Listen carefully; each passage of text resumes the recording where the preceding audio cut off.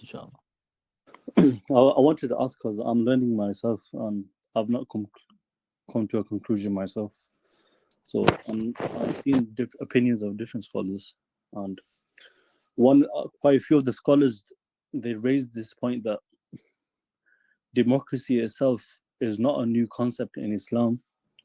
For example, you can take the example of Hazrat Yusuf alayhi salam, that when he was ruling Egypt, he was not ruling under the law of Allah subhanahu wa ta'ala, because Pharaoh had the ultimate power and legislative authority to impose over the people. Hazrat Yusuf alayhi salam did not have the authority. He only worked under Pharaoh as an administrative person and to manage economic affairs. So in this case, if you were to say that for people to vote it would be shirk, then the same thing that applies, that for people to abide by Hazrat Yusuf alayhi salam, to submit to him, this would be classed as shirk as well, according to the principle that has been discussed. Okay, no, inshallah. Let me answer that for you.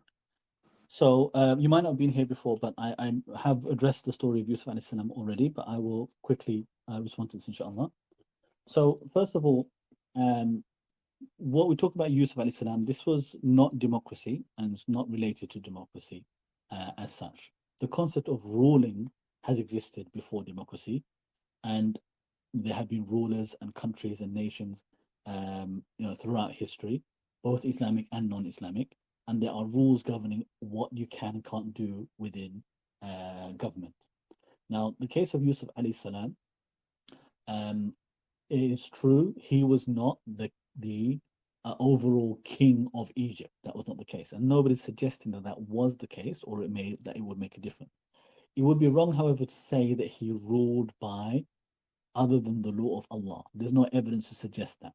The king had his law, it's true, but Yusuf alayhi salam had autonomy in his role. So he said to the king, he said, قال اجعلني على خزائن الأرض إني حفيظ عليم. He said, place me in charge of the granaries, the storehouses of the grain, and I will be a good knowing keeper for that in that situation. But then Allah continued and said that more than that, he had full control in his area where he was in full control of the area. He ruled as he wished. Because Allah said, وَكَذَلِكَ مَكَّنَّا لِيُوسُفْ فِي الْأَرْضِ.